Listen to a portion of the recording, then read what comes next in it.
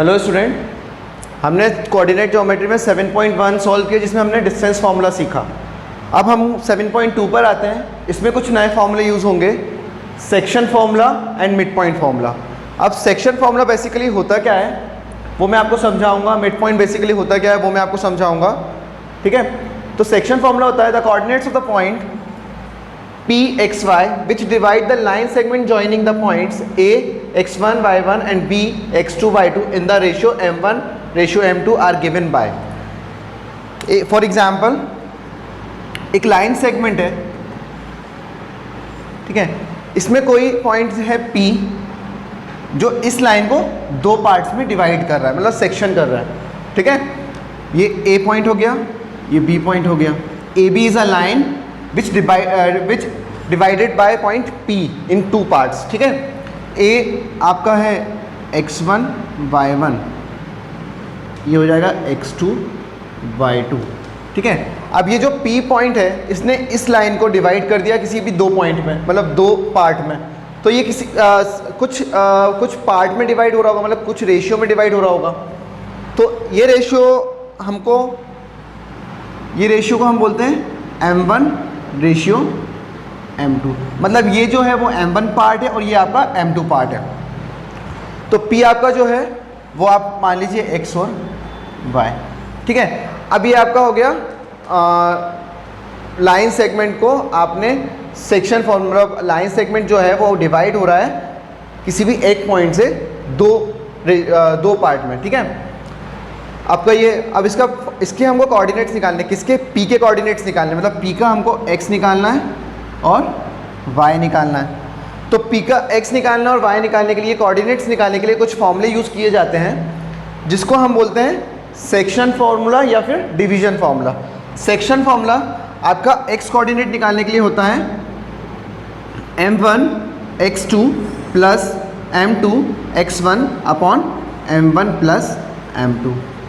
ये आपका x coordinate के लिए होगा, ठीक है। ये हम क्या निकाल रहे हैं, कोऑर्डिनेट्स ऑफ P। ये P के कोऑर्डिनेट्स निकालने के लिए हम सेक्शन फार्मूला यूज़ करेंगे जिसका फार्मूला होता है m1 x2 plus m2 x1 upon m1 plus m2। उसी तरह हम y के कोऑर्डिनेट्स निकालने के लिए m1 y2 plus m2 y1 upon m1 plus m2। ये जो x और y है, ये जो x और y हैं ये आपके P के कोऑर्डिनेट्स हैं। मतलब होगा क्या कि आपको A की वैल्यूज़ दी जाएंगी 2 4, B की वैल्यू की गिवन जाएगी कुछ भी, मतलब जो भी आप मान सकते हो, मतलब कोई वैल्यूज़ दी गई हैं, A की दी गई हैं और B की दी गई हैं। अब आपको बोला जाएगा find the coordinates of point P। यहाँ पे आपको रेशियो डिवाइड कर दिया जाएगा, फॉर एग्जाम्पल 2:3, 5:4, ऐसे कुछ रेशियो दिए जाएंगे। ये अपना m1 कहलाएगा, ये अपना m2 कहलाएगा, ठीक है। आपको A और B दो पॉइंट्स दे दिए जाएंगे और कुछ रेशियो गिवन दे दिए जाएंगे। आपको बोला जाएगा P के कोऑर्डिनेट्स फाइंड करना है, ठीक है। जब P के कोऑर्डिनेट्स आपको फाइंड करना होंगे तो आप क्या करोगे, ये फॉर्मूला लगाओगे, x की वैल्यू निकालोगे m1 x, यहाँ m1 में आपका आ जाएगा 5, जो भी वैल्यू होगी वहाँ रेशियो में वो आपकी आ जाएगी m1, और यहाँ पे जो रेशियो होगी वो m2 हो जाएगा आपका, ठीक है। और x1 y1 मैंने आपको बताया है, ये x1 है, ये y1 है और ये x2 है और ये y2। ये सारी वैल्यूज़ हम इस फॉर्मूले में पुट करेंगे जिससे हमको x और y मतलब कोऑर्डिनेट्स ऑफ P फाइंड हो जाएंगे। ये हमारा हो गया सेक्शन फार्मूला। अब हम आते हैं mid point formula. Mid point formula क्या होता है, मिड पॉइंट फार्मूला भी हमें किसी लाइन का या किसी भी फिगर का मिड पॉइंट निकालने के लिए हमें मिड पॉइंट फार्मूला यूज़ किया जाता है। फॉर एग्जांपल देखो, जैसे कि आपको एक ट्राइंगल गिवन है,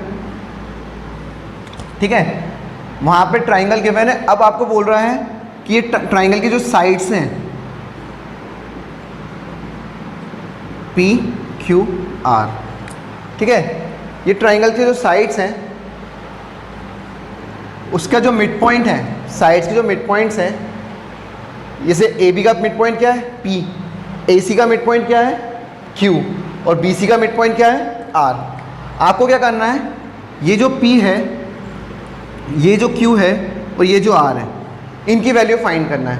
तो आपको क्या करना है, मिड पॉइंट फॉर्मूला होता है आपका x, अगर देखो ये जो p है ये भी x और y में डिवाइड होगा, मतलब x का कोऑर्डिनेट भी आएगा y का आएगा, ये भी x का या y, ठीक है, ये भी x और y। ये तो हमको पता है कि जो हमारे कोऑर्डिनेट्स होते हैं उसमें पहली वैल्यू हमारी x कोऑर्डिनेट की होती है और दूसरी y कोऑर्डिनेट की, ठीक है।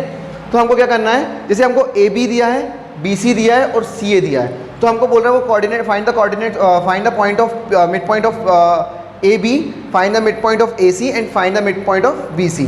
तो आप क्या करोगे, इसमें मिड पॉइंट फॉर्मूला लगा दोगे। जैसे कि ये तो मैंने आपको समझा दिया, एक एग्जाम्पल लेकर समझाता हूँ। जैसे आपको दे दिया है एक ट्राइंगल, यहाँ पे PQR, PQR, ये A हो गया आपका 2 1, B हो गया आपका 2 3, C हो गया आपका 3 4, ठीक है। अब देखो मिड पॉइंट फॉर्मूला होता क्या है, मिड पॉइंट फॉर्मूला होता है आपका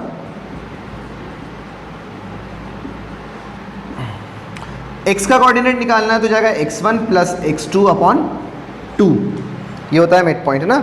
और y का कोऑर्डिनेट निकालना है तो ये हो जाएगा y1 प्लस y2 अपॉन 2, ठीक है। ये आपका होता है mid point formula, x1 plus x2 upon 2 and y1 plus y2 upon 2, ठीक है। अब देखो मुझे p निकालना है, मतलब ये जो p पॉइंट है ये इस लाइन का मिड पॉइंट है, तो मुझे ये निकालना है, तो मैं फॉर्मूला लगाऊंगा p का, कोऑर्डिनेट्स ऑफ p,